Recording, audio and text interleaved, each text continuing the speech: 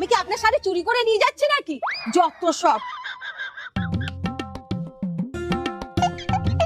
কি গো, 3000 টাকা দাও তো। টাকা কি গাছের থেকে পড়ে যে চাইলেই পাওয়া যায়? তুমি বর না পচা খড়?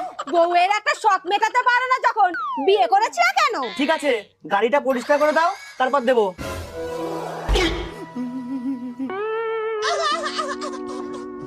দিদি আমার টাকাটা। এই দাঁড়ান তো, আপনারই তো টাকার ব্যবস্থা করছি।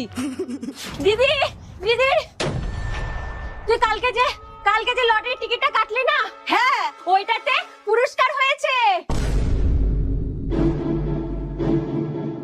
ব্যাস, এতদিন ধরে এই দিনটারই তো অপেক্ষায় ছিলাম যে আমি কবে কোটিপতি হব। দিন রাত এই লোকটার থেকে ভিক্ষা চেয়ে চেয়ে আমি একটা সভ্য ভিখারি হয়ে গেছিলাম, কিন্তু আর না, আমি এখন এই কত টাকা পেয়েছি? 1 কোটি।